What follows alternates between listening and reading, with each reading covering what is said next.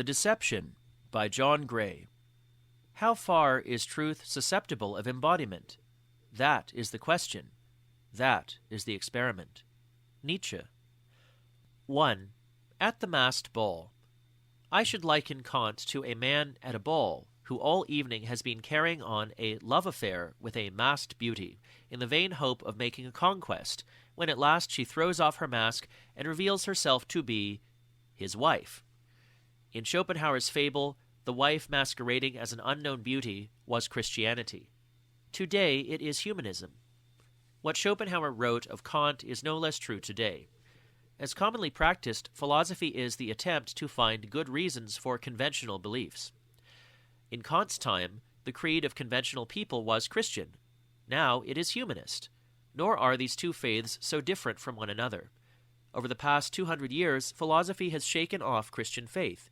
It has not given up Christianity's cardinal error, the belief that humans are radically different from all other animals. Philosophy has been a masked ball in which a religious image of humankind is renewed in the guise of humanist ideas of progress and enlightenment. Even philosophy's greatest unmaskers have ended up as figures in the masquerade. Removing the masks from our animal faces is a task that is hardly begun.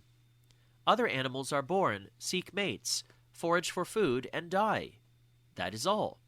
But we humans, we think, are different. We are persons, whose actions are the results of their choices. Other animals pass their lives unawares, but we are conscious. Our image of ourselves is formed from our ingrained belief that consciousness, selfhood, and free will are what define us as human beings and raise us above all other creatures. In our more detached moments, we admit that this view of ourselves is flawed. Our lives are more like fragmentary dreams than the enactments of conscious selves. We control very little of what we most care about. Many of our most fateful decisions are made unbeknownst to ourselves. Yet we insist that mankind can achieve what we cannot: conscious mastery of its existence. This is the creed of those who have given up an irrational belief in God for an irrational faith in mankind. But what if we give up the empty hopes of Christianity and humanism? Once we switch off the soundtrack, the babble of God and immortality, progress and humanity, what sense can we make of our lives? 2. Schopenhauer's crux. The first and still unsurpassed critique of humanism was made by Arthur Schopenhauer. This combative bachelor, who retired to Frankfurt in 1833 for the last decades of his reclusive life because he thought the city had no floods, better cafes, a skillful dentist, and less bad physicians, brought the way we think about ourselves to a crux we have yet to resolve. 100 years ago, Schopenhauer was vastly influential. Writers including Thomas Hardy and Joseph Conrad, Leo Tolstoy, and Thomas Mann were deeply affected by his philosophy, and the works of musicians and painters such as Schoenberg and de Chirico were infused with his ideas. If he is scarcely read today, it is because few great modern thinkers have gone so much against the spirit of their time and ours. Schopenhauer scorned the ideas of universal emancipation that had begun to spread through Europe in the mid-19th century. In political terms, he was a reactionary liberal, looking to the state only to protect his life and property. He viewed the revolutionary movements of his day with a mixture of horror and contempt, offering his opera glasses for use as a telescopic rifle sight to guardsmen firing on a crowd during the popular demonstrations of 1848. Yet he also scorned the official philosophy of the day, viewing Hegel, Europe's most widely esteemed philosopher and a massive influence on later thinkers such as Marx, as little more than an apologist for state power. In his personal life, Schopenhauer was guarded and self-possessed. He had an acute sense of the dangers of human life. He slept with loaded pistols by his bed and refused to allow his barber to shave his neck. He delighted in company but often preferred his own. He never married but seems to have been sexually highly active. An erotic diary found in his papers at his death was burnt by his executor, but his celebrated essay on women gave him a reputation for misogyny that has stayed with him ever since. He had a love of habit. During his later life in Frankfurt, he followed an unvarying daily routine. Getting up around 7, he would write until noon, play the flute for half an hour, then go out to lunch, always in the same place. Afterwards he returned to his rooms, read until 4, then went for a 2-hour walk, ending up at a library where he read the London Times. In the evening he went to a play or a concert, after which he had a light supper in a hotel called the Englischer Hof. He kept to this regime for nearly 30 years. One of the few memorable episodes in Schopenhauer's uneventful life came about as a result of his hatred of noise. Infuriated by a seamstress talking outside his rooms, Schopenhauer pushed her down a flight of stairs. The woman was injured and sued him. He lost the case and as a result had to give her a quarterly sum of money for the rest of her life. When she died, he wrote in Latin on her death certificate, "Obit annus, abit onus." The old woman dies, the burden departs. A disbeliever in the reality of the self, Schopenhauer devoted his life to himself. Yet it is not Schopenhauer's life or personality that account for his neglect. It is his philosophy, which, so far as Europe is concerned anyhow, is more subversive of humanist hopes than any other. Schopenhauer believed that philosophy was ruled by Christian prejudices. He devoted much of his life to dissecting the influence of these prejudices on Immanuel Kant, a thinker he admired more than any other, but whose philosophy he attacked relentlessly as a secular version of Christianity. Kant's philosophy was one of the main strands in the Enlightenment, the movement of progressive thinkers that sprang up throughout much of Europe in the 18th century. The thinkers of the Enlightenment aimed to replace traditional religion by faith in humanity. But the upshot of Schopenhauer's criticism of Kant is that the Enlightenment was only a secular version of Christianity's central mistake. For Christians, humans are created by God and possess free will. For humanists, they are self-determining beings. Either way, they are quite different from all other animals. In contrast, for Schopenhauer, we are at one with other animals in our innermost essence. We think we are separated from other humans and even more from other animals by the fact that we are distinct individuals. But that individuality is an illusion. Like other animals, we are embodiments of universal will, the struggling, suffering energy that animates everything in the world. Schopenhauer was the first major European thinker to know anything about Indian philosophy, and he remains the only one to have absorbed and accepted its central doctrine, that the free, conscious individual, who is the core of Christianity and humanism, is an error that conceals from us what we really are. But it was a view he had arrived at independently through his devastating criticism of Kant. Kant wrote that David Hume aroused him from dogmatic slumber. He was certainly shaken by the great 18th century Scottish philosopher's profound skepticism. Traditional metaphysicians claimed to demonstrate the existence of God, the freedom of the will, and the immortality of the soul. In Hume's view, we cannot even know that the external world really exists. Indeed, we do not even know that we ourselves exist, since all we find when we look within is a bundle of sensations. Hume concluded that, knowing nothing, we must follow the ancient Greek skeptics and rely on nature and habit to guide our lives. Kant's dogmatic slumber may have been disturbed by Hume's skepticism, but it was not long before he was snoring soundly again. Kant accepted Hume's argument that we cannot know things in themselves, only the phenomena that are given us in experience. The reality lying behind experience, what Kant called the noumenal world of things in themselves, is unknowable. But he refused to accept Hume's skeptical conclusion. According to Kant, I could not have the experience of choosing freely if I were only the empirical organism I seem to be. It is only because I belong in the noumenal world outside space and time that I can live my life according to moral principles. Like most philosophers, Kant worked to shore up the conventional beliefs of his time. Schopenhauer did the opposite.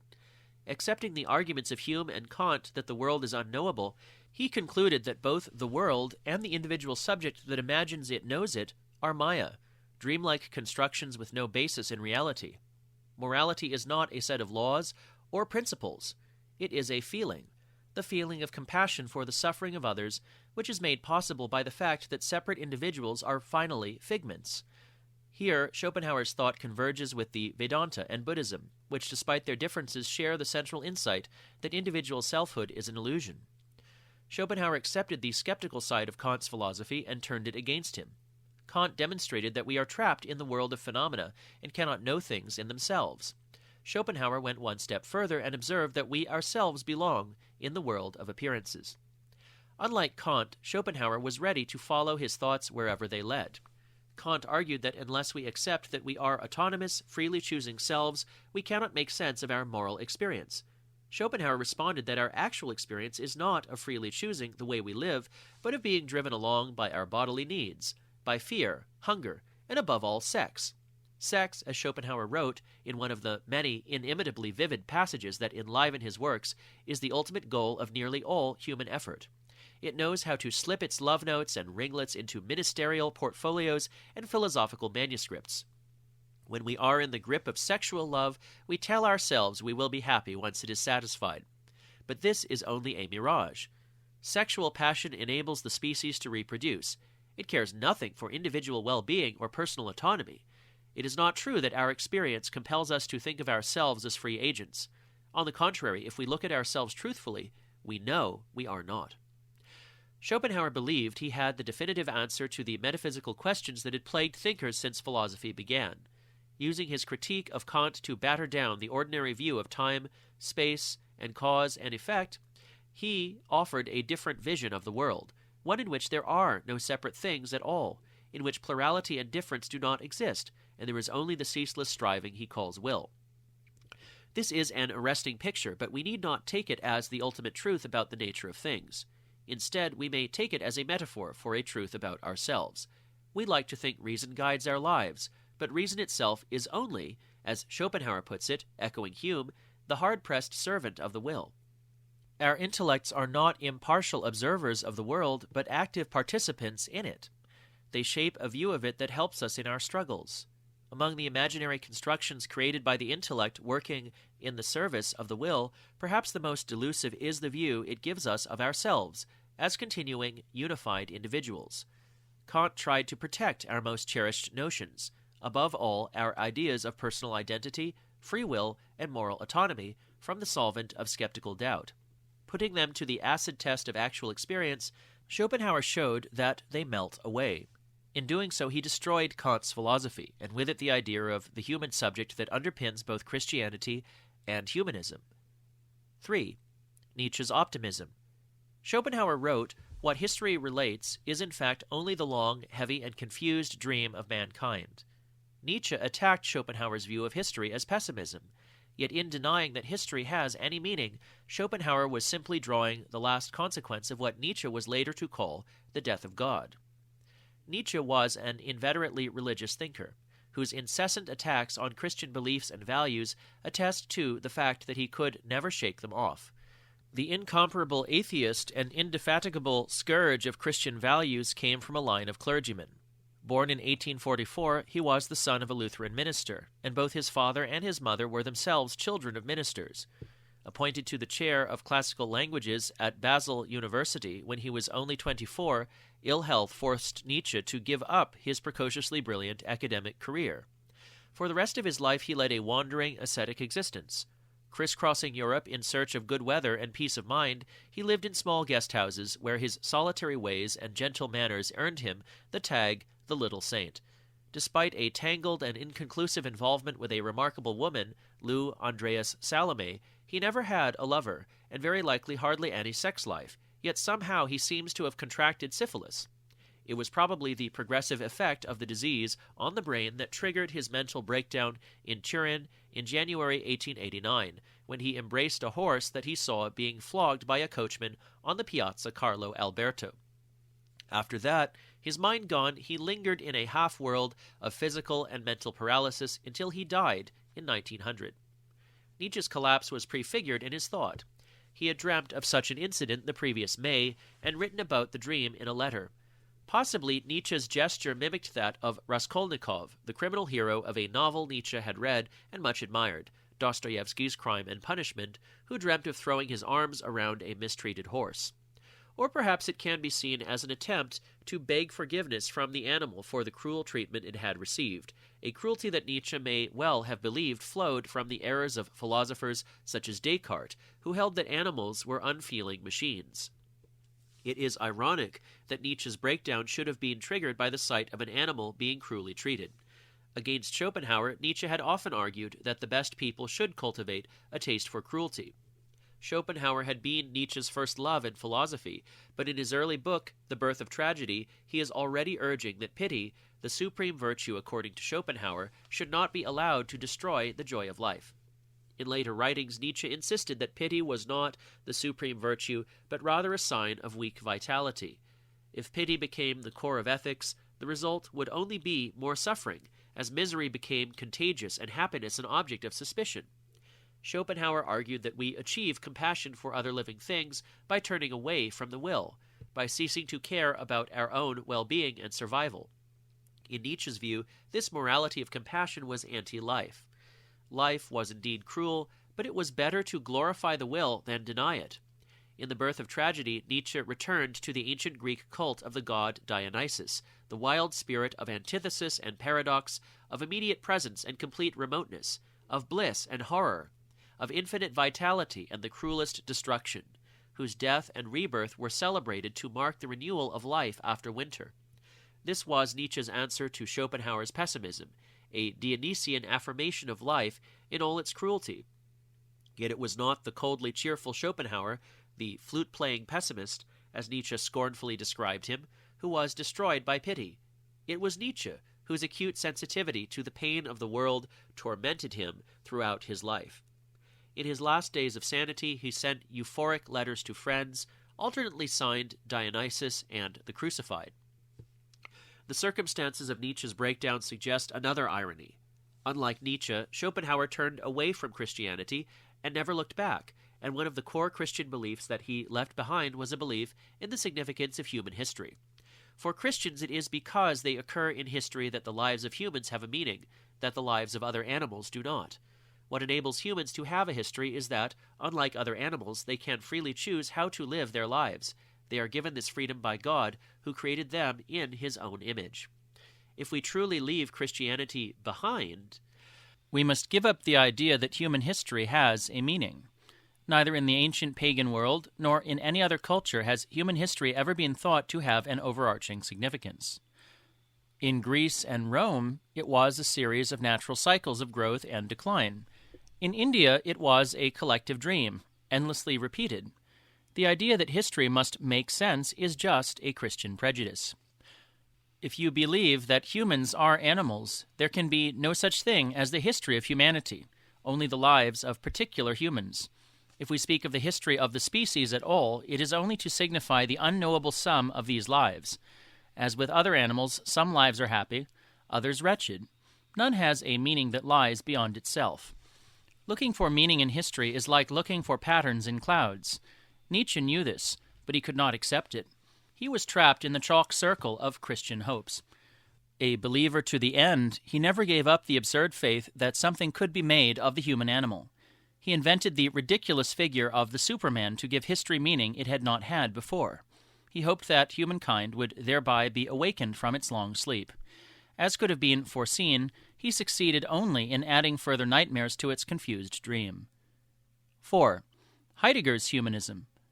Heidegger tells us that, by comparison with man, animals are world poor.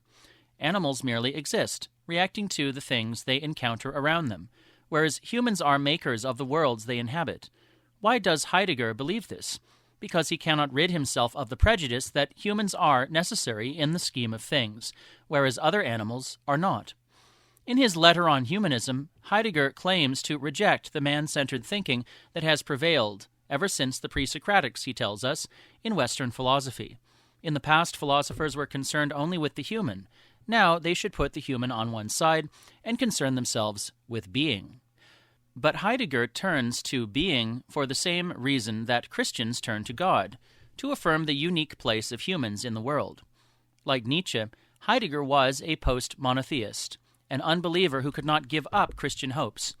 In his great first book, Being and Time, he sets out a view of human existence that is supposed to depend at no point on religion. Yet every one of the categories of thought he deploys, thrownness, Dasein, uncanniness, Unheimlichkeit, guilt, Schuld, is a secular version of a Christian idea. We are thrown into the world, which remains always foreign or uncanny to us, and in which we can never be truly at home. Again, whatever we do, we cannot escape guilt. we are condemned to choose without having any ground for our choices, which will always be somehow mysteriously at fault. Obviously, these are the Christian ideas of the fall of man and original sin, recycled by Heidegger with an existential-sounding twist. In his later writings, Heidegger declared that he had abandoned humanism in order to concern himself with being. In fact, since he sought in being what Christians believe they find in God, he no more gave up humanism than Nietzsche did. Admittedly, he is never clear what being signifies. Often he writes as if it is altogether indefinable. But whatever being may be, there can be no doubt that for Heidegger it gives humans a unique standing in the world. For Heidegger, humans are the site in which being is disclosed. Without humans, being would be silent. Meister Eckhart and Angelus Silesius, German mystics whose writings Heidegger seems to have studied closely, said much the same. God needs man as much as man needs God. For these mystics, humans stand at the center of the world. Everything else is marginal. Other animals are deaf mutes. Only through humans can God speak and be heard. Heidegger sees everything that lives solely from the standpoint of its relations with humans. The differences between living creatures count for nothing in comparison with their difference from humans. Mollusks and mice are the same as bats and gorillas. Badgers and wolves are no different from crabs and gnats. All are world poor. None has the power to disclose being. This is only the old anthropocentric conceit, rendered anew in the idiom of a secular Gnostic.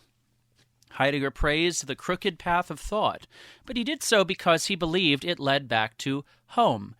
In Heidegger's never-renounced engagement with Nazism, the quest for home became a hatred of hybrid thinking and the worship of a deadly unity of will.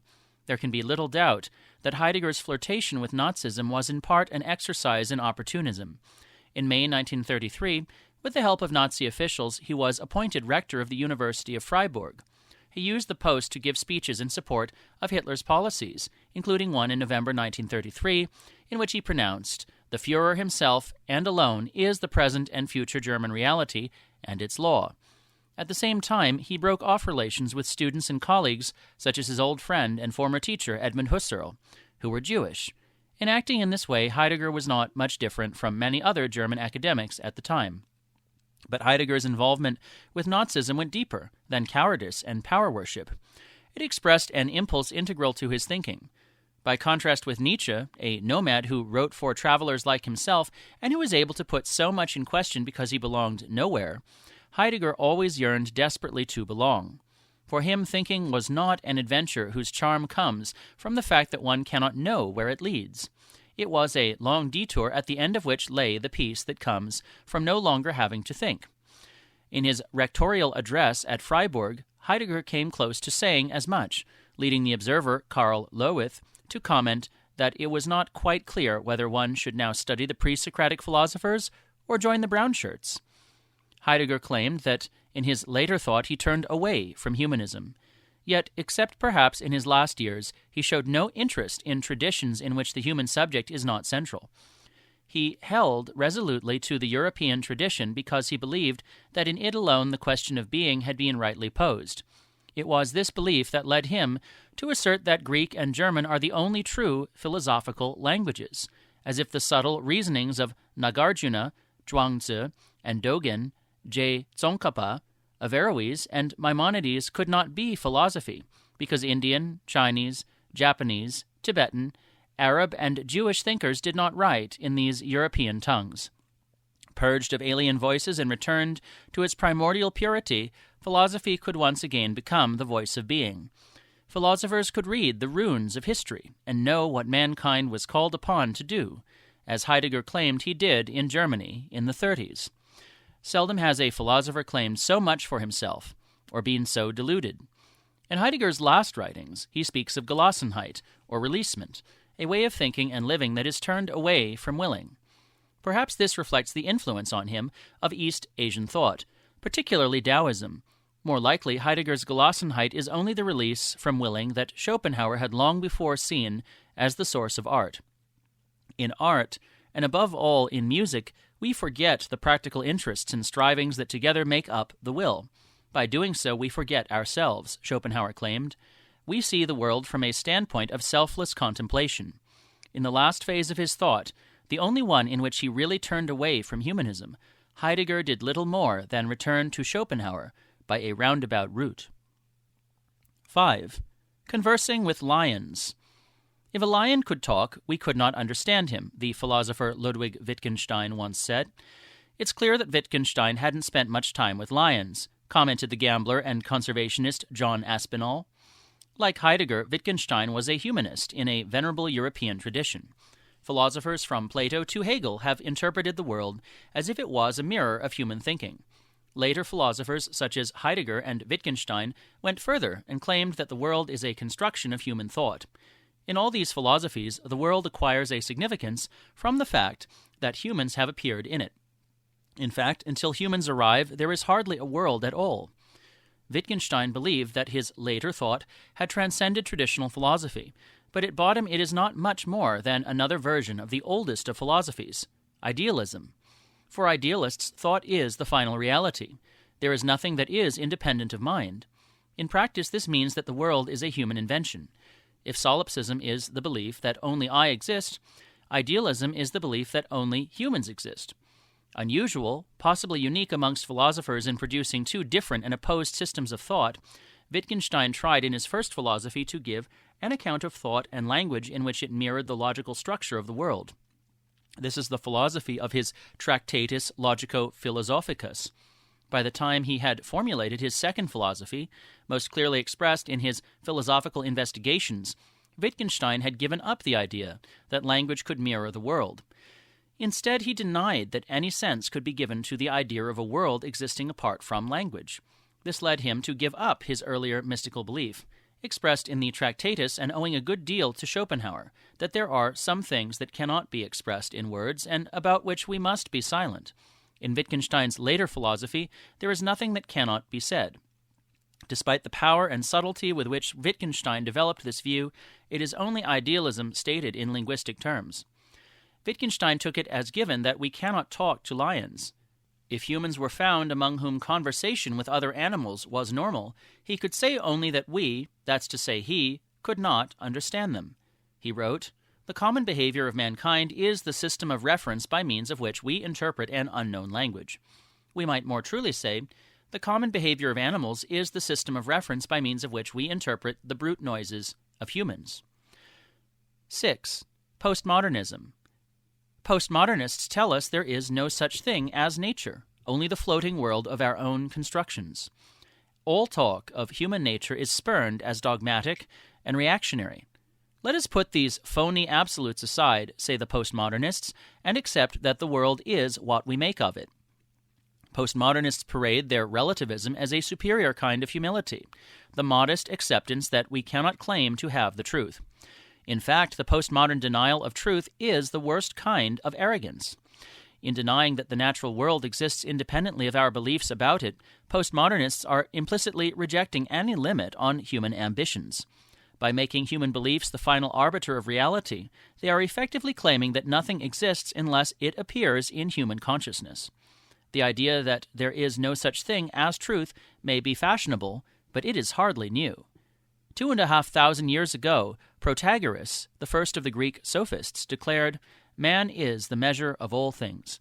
He meant human individuals, not the species. But the implication is the same. Humans decide what is real and what is not. Postmodernism is just the latest fad in anthropocentrism. 7. Animal faith. Philosophers have always tried to show that we are not like other animals, sniffing their way uncertainly through the world. Yet after all the work of Plato and Spinoza, Descartes and Bertrand Russell, we have no more reason than other animals do for believing that the sun will rise tomorrow. 8. Plato and the alphabet. The calls of birds and the traces left by wolves to mark off their territories are no less forms of language than the songs of humans. What is distinctively human is not the capacity for language, it is the crystallization of language in writing. From its humble beginnings as a means of stock-taking and tallying debts, writing gave humans the power to preserve their thoughts and experiences from time.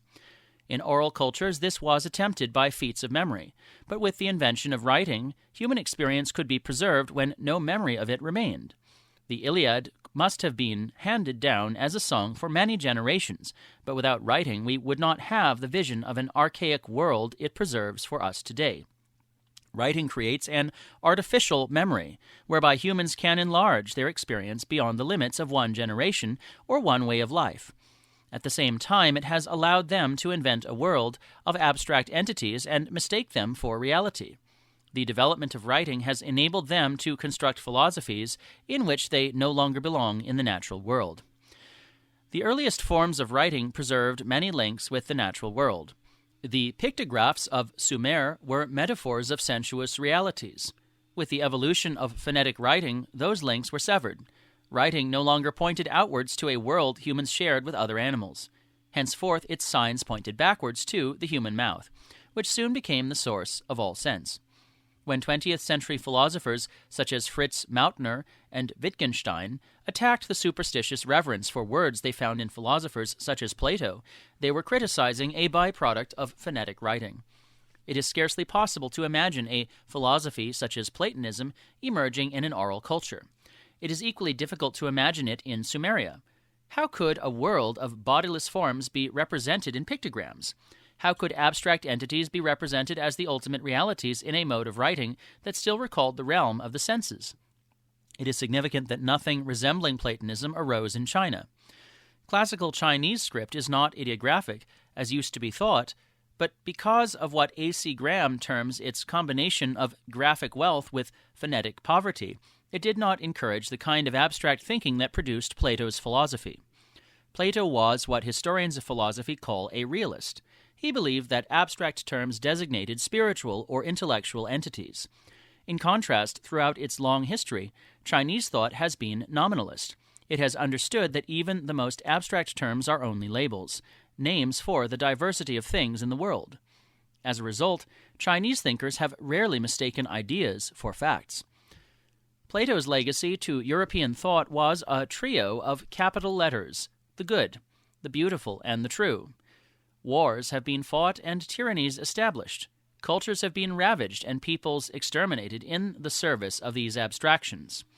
Europe owes much of its murderous history to errors of thinking engendered by the alphabet. 9. Against the cult of personality. If humanists are to be believed, the Earth, with its vast wealth of ecosystems and life forms, had no value until humans came onto the scene. Value is only a shadow cast by humans desiring or choosing. Only persons have any kind of intrinsic worth. Among Christians, the cult of personhood may be forgiven.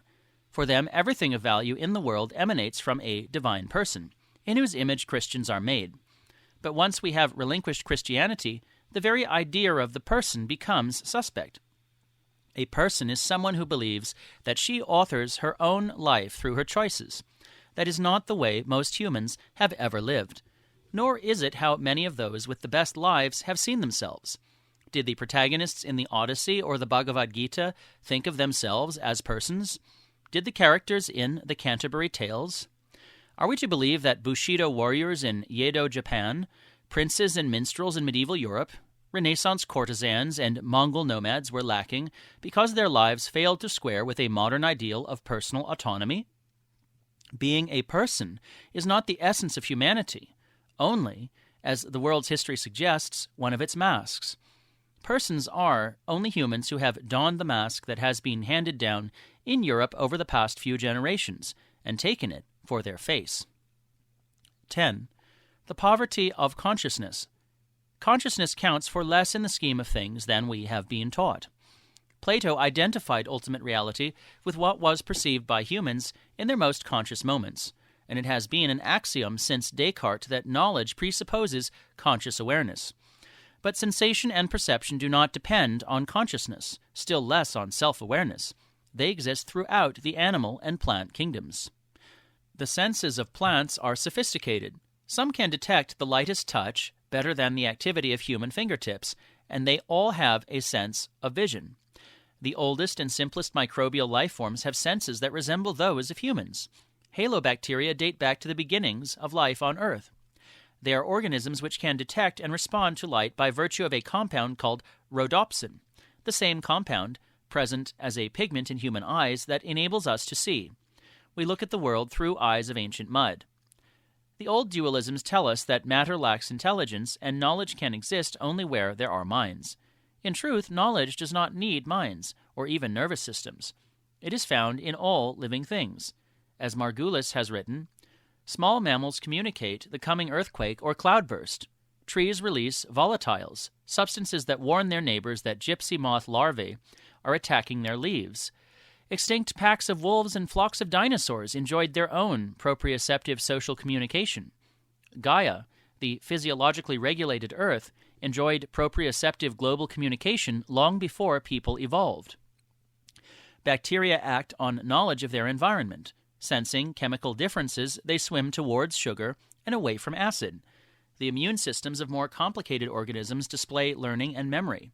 Living systems are cognitive systems, and living as a process is a process of cognition. This statement is valid for all organisms, with or without a nervous system. Even in living things, in which awareness is highly developed, perception and thought normally go on without consciousness. Nowhere is this more true than in humans. Conscious perception is only a fraction of what we know through our senses. By far the greater part we receive through subliminal perception. What surfaces in consciousness are fading shadows of things we know already. Consciousness is a variable, not a constant, and its fluctuations are indispensable to our survival. We fall into sleep in obedience to a primordial circadian rhythm. We nightly inhabit the virtual worlds of dreams. Nearly all our daily doings go on without conscious awareness. Our deepest motivations are shut away from conscious scrutiny. Nearly all of our mental life takes place unknown to us. The most creative acts in the life of the mind come to pass unawares. Very little that is of consequence in our lives requires consciousness. Much that is vitally important comes about only in its absence. Plato and Descartes tell us that consciousness is what marks off humans from other animals. Plato believed that ultimate reality is spiritual, and that humans are alone among animals in being at least dimly conscious of it. Descartes saw humans as thinking beings. He declared he knew he existed only because he found himself thinking. Cogito ergo sum. I think, therefore I am. And that animals were mere machines. Yet cats, dogs, and horses display awareness of their surroundings. They experience themselves as acting or failing to act. They have thoughts and sensations. As primatologists have shown, our nearest evolutionary kin among the apes have many of the mental capacities we are accustomed to think belong only to ourselves. Despite an ancient tradition that tells us otherwise, there is nothing uniquely human in conscious awareness. Where other animals differ from humans is in lacking the sensation of selfhood. In this they are not altogether unfortunate. Self-awareness is as much a disability as a power. The most accomplished pianist is not the one who is most aware of her movements when she plays. The best craftsman may not know how he works. Very often we are at our most skillful when we are least self-aware. That may be why many cultures have sought to disrupt or diminish self-conscious awareness. In Japan, archers are taught that they will hit the target only when they no longer think of it, or themselves. The meditative states that have long been cultivated in Eastern traditions are often described as techniques for heightening consciousness. In fact, they are ways of bypassing it. Drugs, fasting, divination, and dance are only the most familiar examples. In earlier times, architecture was used to produce a systematic derangement of the senses. As Rebecca Stone Miller wrote of ancient Andean art, Chavin is a very complex, Baroque, and esoteric style, intentionally difficult to decipher, intended to disorient, and ultimately to transport the viewer into alternative realities. Among modern architects, Gaudi is one of the few who sought to alter everyday perception. But some of the most successful experiments in 20th century painting were attempts to do just that. The Surrealists understood that if we are to look at the world afresh, we must recover the vision of things we are given by unconscious or subliminal perception. Artists such as Giorgio de Chirico and Max Ernst did not give up representing things as we ordinarily see them because they were captivated by novel techniques. They experimented with new techniques so as to recover a vision of things that may once have been common. In the earliest art, there are traces of what the senses showed before they were overlaid by conscious awareness.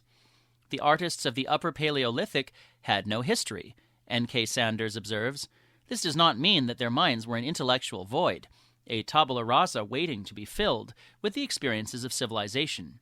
The mind of the artist was already stored with the million years of his life as a reflective being.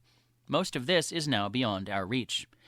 Subliminal perception, perception that occurs without conscious awareness, is not an anomaly, but the norm.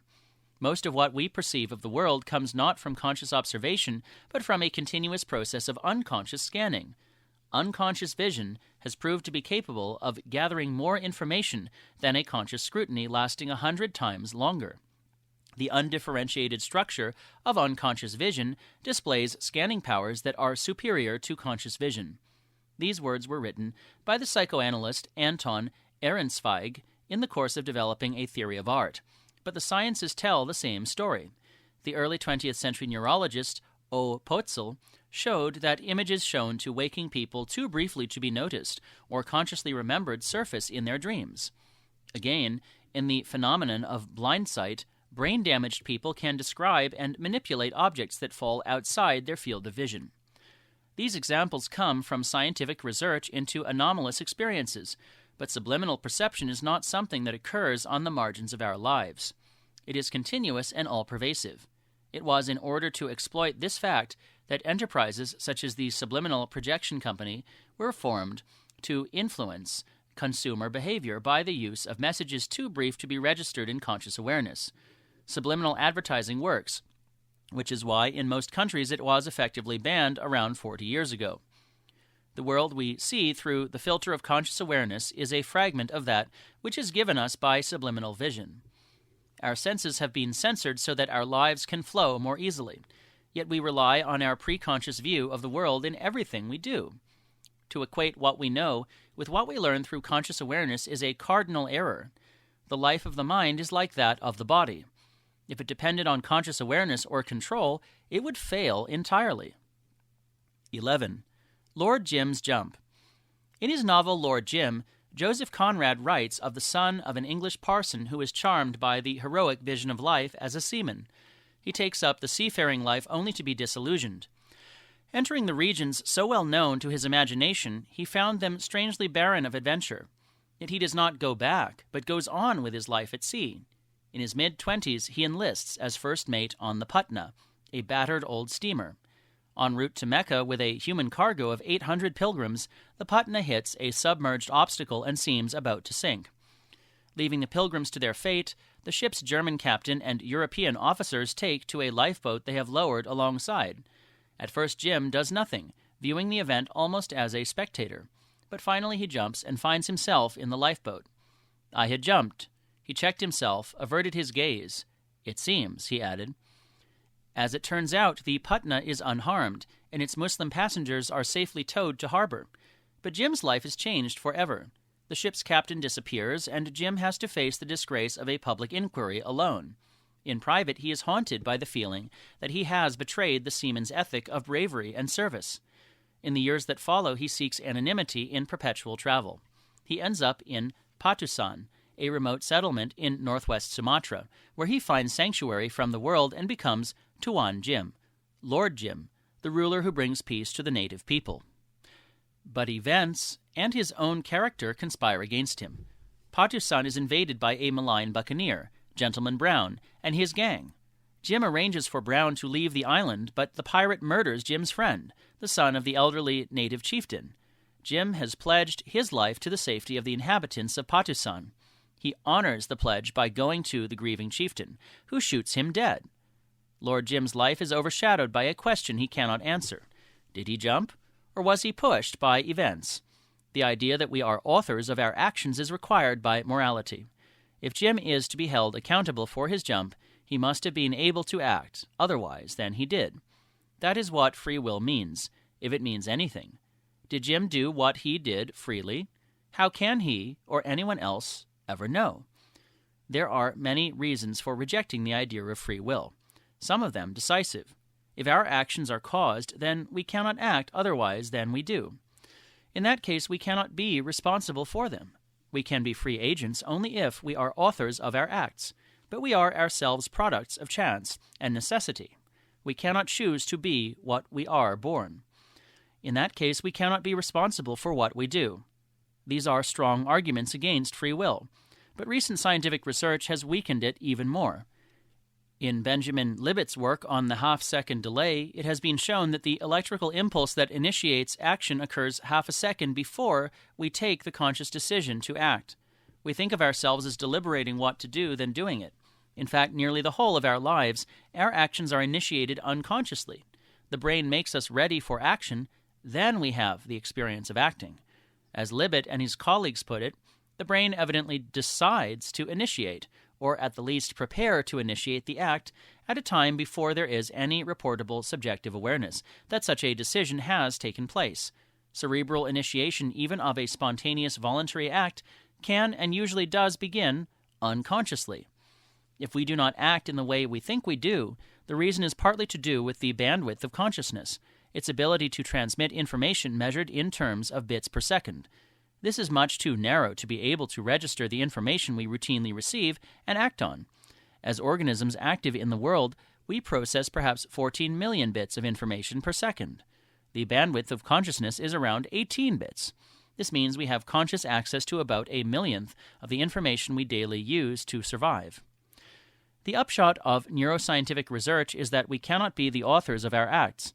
Libet does retain a faint shadow of free will in his notion of the veto, the capacity of consciousness to stall or abort an act that the brain has initiated.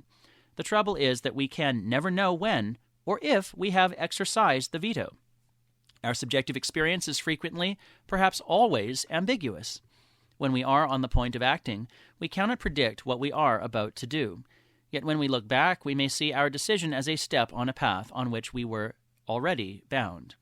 We see our thoughts sometimes as events that happen to us, and sometimes as our acts. Our feeling of freedom comes about through switching between these two angles of vision. Free will is a trick of perspective. Stuck in an incessant oscillation between the perspective of an actor and that of a spectator, Lord Jim is unable to decide what it is he has done. He hopes to dredge from consciousness something that will end his uncertainty. He is in search of his own character. It is a vain search, for as Schopenhauer, an author much read by Conrad, had written, whatever identity we may possess is only very dimly accessible to conscious awareness. It is assumed that the identity of the person rests on that of consciousness. If, however, we understand by this merely the conscious recollection of the course of life, then it is not enough. We know, it is true, something more of the course of our life than of a novel we have formerly read, yet very little indeed. The principal events, the interesting scenes, have been impressed on us. For the rest, 1,000 events are forgotten for one that has been retained. The older we become, the more does everything pass us by without a trace. It is true that in consequence of our relation to the external world, we are accustomed to regard the subject of knowing, the knowing I, as our real self. This, however, is the mere function of the brain, and is not our real self. Our true self, the kernel of our inner nature, is that which is to be found behind this, and which really knows nothing but willing and not willing. The knowing I cannot find the acting self for which it seeks. The unalterable character with which Schopenhauer and sometimes Conrad believed all humans are born may not exist. But we cannot help looking within ourselves to account for what we do. All we find are fragments, like memories of a novel we once read. Lord Jim can never know why he jumped. That is his fate. As a result, he can never start his life afresh, with a clean slate. The last word on Lord Jim's jump must be given to Marlowe, the shrewd and sympathetic narrator of the tale, who writes, "As to me, left alone with the solitary candle, I remained singularly unenlightened. I was no longer young enough to behold at every turn the magnificence that besets our insignificant footsteps in good and evil. I smiled to think that, after all, it was yet he, of us two, who had the light. And I felt sad. A clean slate, did he say? As if the initial word of each our destiny were not graven in imperishable characters on the face of a rock." 12. Our virtual selves. We think our actions express our decisions, but in nearly all of our life, willing decides nothing. We cannot wake up or fall asleep, remember or forget our dreams, summon or banish our thoughts by deciding to do so. When we greet someone on the street, we just act, and there is no actor standing behind what we do. Our acts are endpoints in long sequences of unconscious responses. They arise from a structure of habits and skills that is almost infinitely complicated. Most of our life is enacted without conscious awareness, nor can it be made conscious. No degree of self-awareness can make us self-transparent. Freud believed that by bringing repressed memories into conscious awareness, we can gain greater control of our lives. So long as they remain inaccessible, we may be puzzled by attacks of anxiety or beset by recurrent slips of the tongue. Retrieving the memories that lie behind such compulsive behavior may enable us to alter it. Freud understood that much of the life of the mind goes on in the absence of consciousness.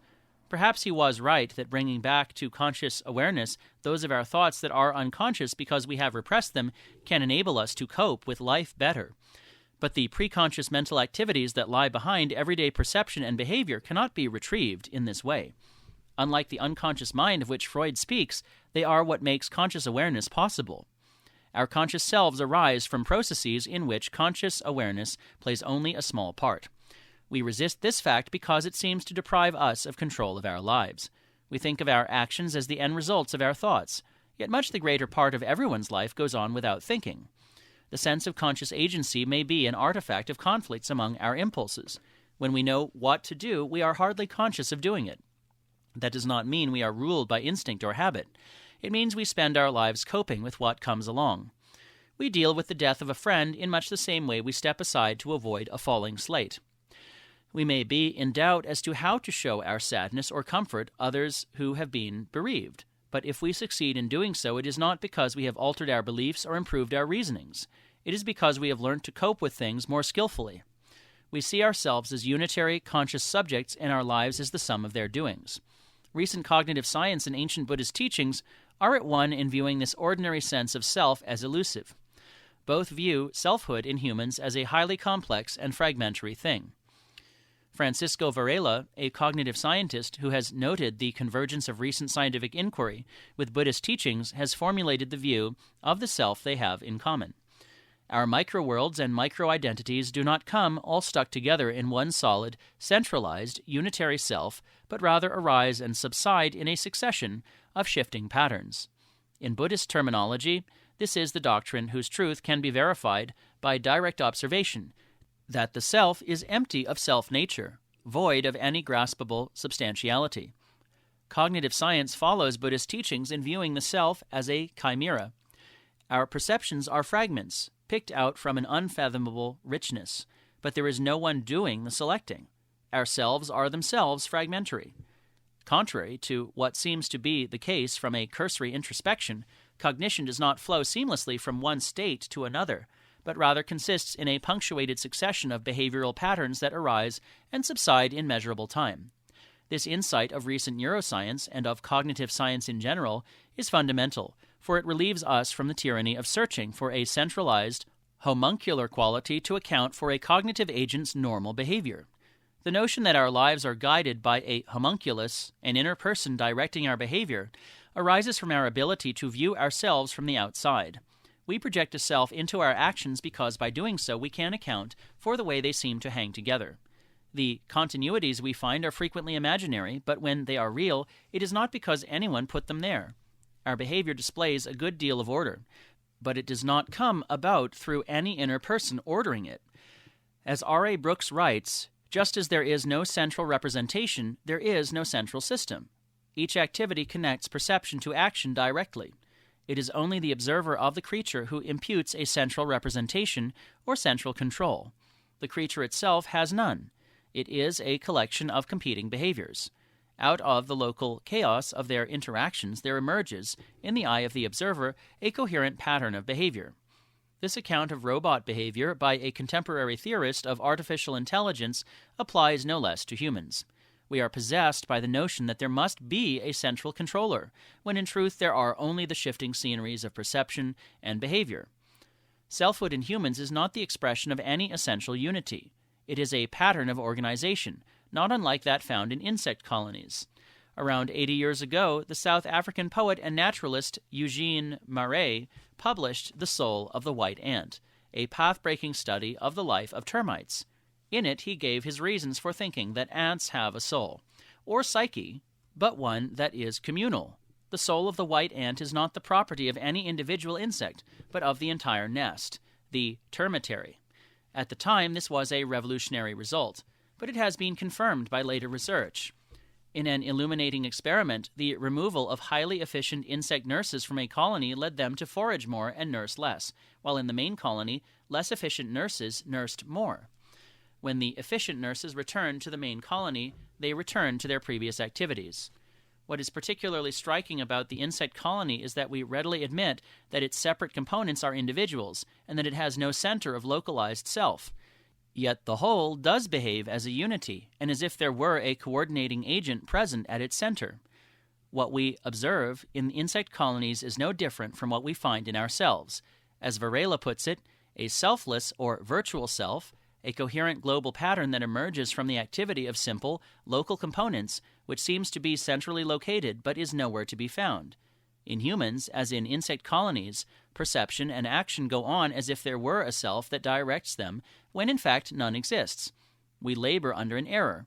We act in the belief that we are all of one piece, but we are able to cope with things only because we are a succession of fragments. We cannot shake off the sense that we are enduring selves, and yet we know we are not. 13. Mr. Nobody.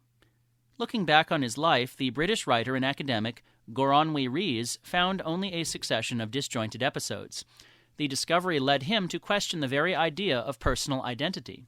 Rhys wrote, "For as long as I can remember, it has always surprised and slightly bewildered me that other people should take it so much for granted that they possess what is usually called a character. That is to say, a personality with its own continuous history, which can be described as objectively as the life cycle of a plant or an animal. I have never been able to find anything of that sort in myself." Rhys's life was not a novel, but a collection of short stories, a bundle of sensations linked together by the accidents of memory. Shooting wildcats in Silesia before Hitler came to power, seeing a gunnery officer's incredulity as a flying fragment cut off his leg at the knee during a naval battle in the Second World War, wandering through the ruins of Germany in the aftermath of war and coming across a vast hangar abandoned by the Luftwaffe in which thousands of men, women, and children had contrived makeshift homes for themselves from green branches plucked from the nearby fields, recovering in a hospital ward after a near-fatal accident. He recalled these memories as bright vignettes in a waste of forgotten time. Rhys writes that at no time in my life have I had that enviable sensation of constituting a continuous personality, of being something which, in the astonishing words of T.H. Green, is eternal, is self-determined, and which thinks. He quotes approvingly the ironic comment of the great Scottish skeptic David Hume, who looked into himself and likewise found no enduring self. Setting aside some metaphysicians, I may venture to affirm of the rest of mankind that they are nothing but a collection of perceptions, which succeed each other with inconceivable rapidity and are in perpetual flux and movement. For Hume, selfhood is only a rehearsal of continuities. As he wrote, the mind is a kind of theater, where several perceptions successively make their appearance, pass, repass, glide away, and mingle in an infinite variety of postures and situations. There is properly no simplicity in it at one time, nor identity in different. Whatever natural propensity we have to imagine that simplicity and identity. The comparison of the theater must not mislead us. They are the successive perceptions only that constitute the mind, nor have we the most distant notion of the place where these scenes are represented, or of the materials of which this is composed. Hume's experience of finding no simplicity or identity in himself was also Rhys's. In a fascinating memoir, Rhys's daughter confirms his account of himself as Mr. Nobody, a man without qualities, a person without a sense of self. Rhys's experience may have been unusual in its intensity, as the name his daughter gave him suggests, but it is in no way abnormal. The discontinuities he perceived in himself are present in everyone. We are all bundles of sensations. The unified continuous self that we encounter in everyday experience belongs in Maya.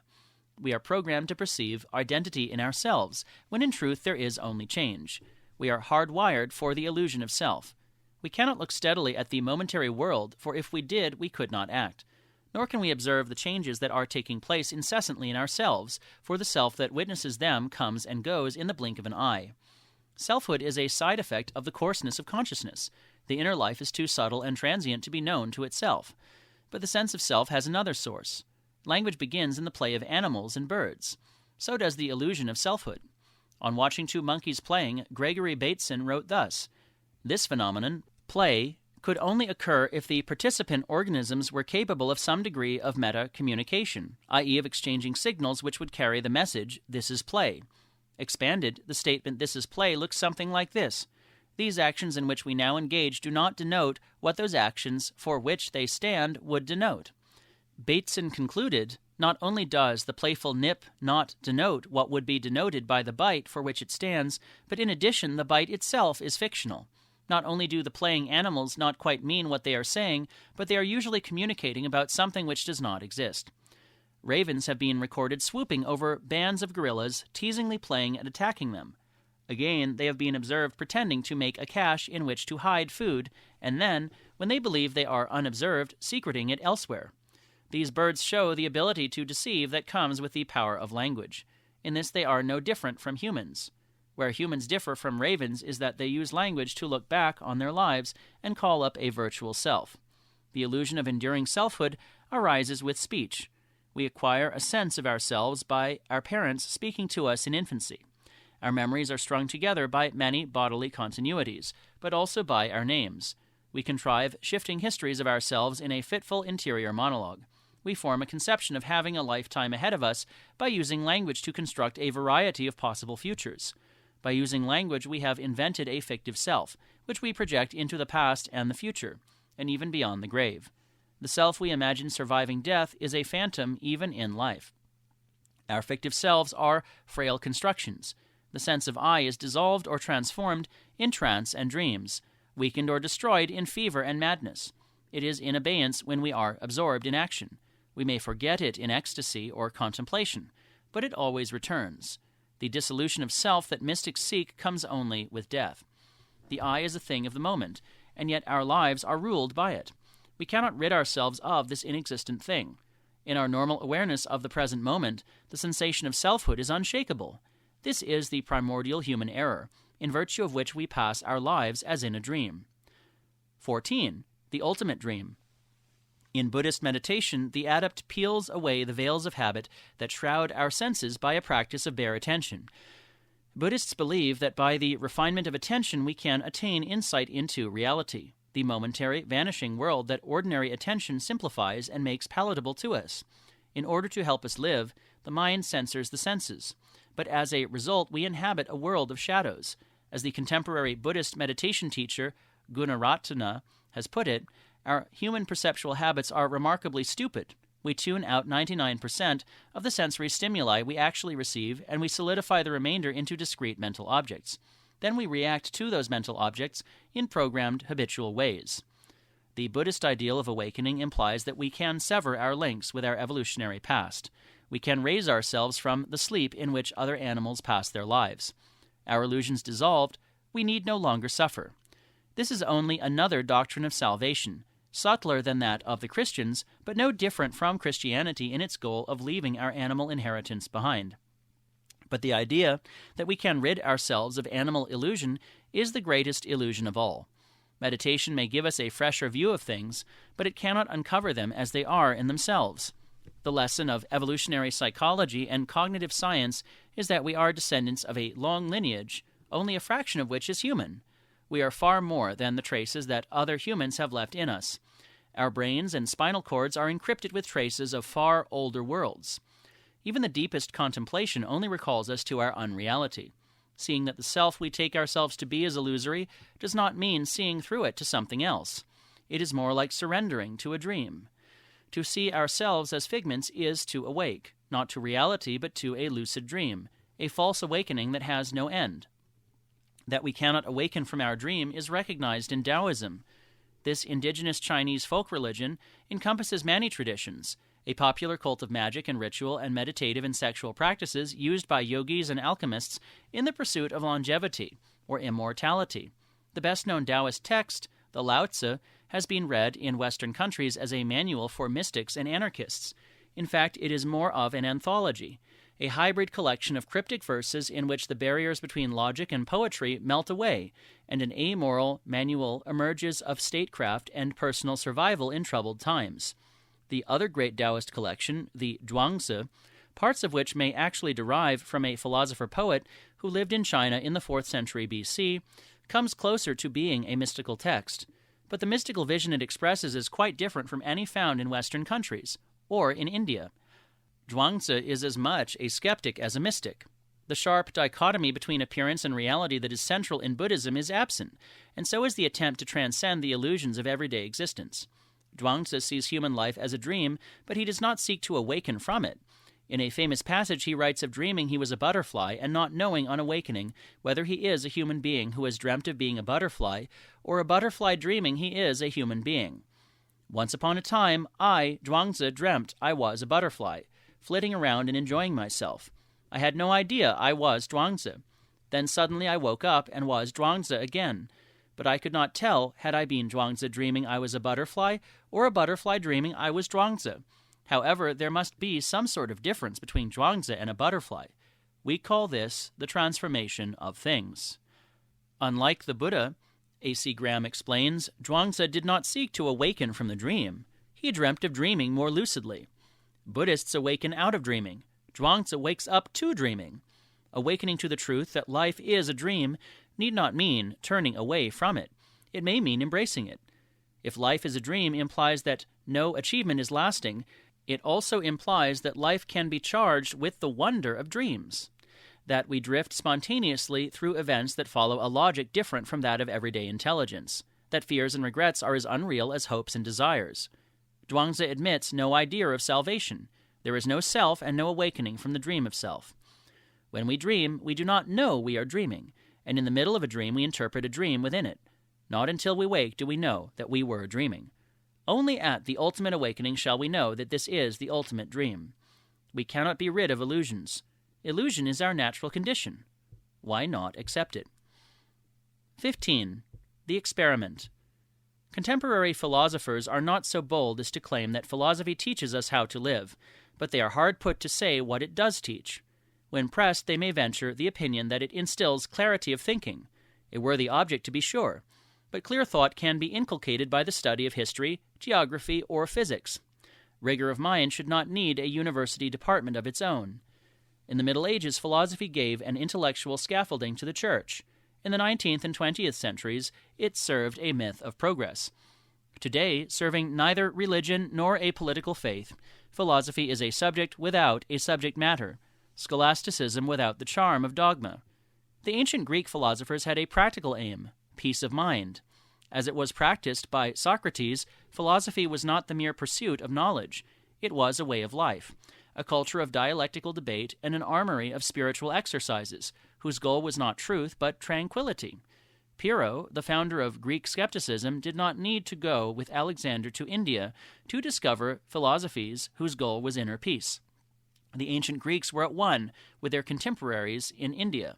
For Shankara and Nagarjuna, as for Socrates and Plato, the goal of philosophy was the serenity that comes with freedom from the world. In China, the same was true of Yangzhu and Zhuangzi. If philosophers have rarely considered the possibility that truth might not bring happiness, the reason is that truth has rarely been of the first importance to them. In that case, we are entitled to ask whether philosophy merits the authority it claims for itself, and how far it is qualified to sit in judgment over other ways of thinking. If happiness is what we are seeking, is it to be found in mere tranquility? The Russian writer Leo Shestov contrasted Spinoza's quest for peace of mind with Pascal's struggle for salvation. Philosophy sees the supreme good in a sleep which nothing can trouble. That is why it is so careful to get rid of the incomprehensible, the enigmatic, and the mysterious, and avoids anxiously those questions to which it has already made answer. Pascal, on the other hand, sees in the inexplicable and incomprehensible nature of our surroundings the promise of a better existence, and every effort to simplify or to reduce the unknown to the known seems to him blasphemy. Like the ancient Stoics before him, Spinoza sought relief from inner unrest. But what is so admirable in being ruled by a need for peace of mind? We need not share Pascal's fears or hopes to grasp the force of Shestov's question. If what is at issue is not truth but happiness and freedom, why must philosophy have the last word? Why should not faith and myth have equal rights? Formerly, philosophers sought peace of mind while pretending to seek the truth. Perhaps we should set ourselves a different aim, to discover which illusions we can give up and which we will never shake off. We will still be seekers after truth, more so than in the past, but we will renounce the hope of a life without illusion. Henceforth, our aim will be to identify our invincible illusions. Which untruths might we be rid of, and which can we not do without? That is the question. That is the experiment.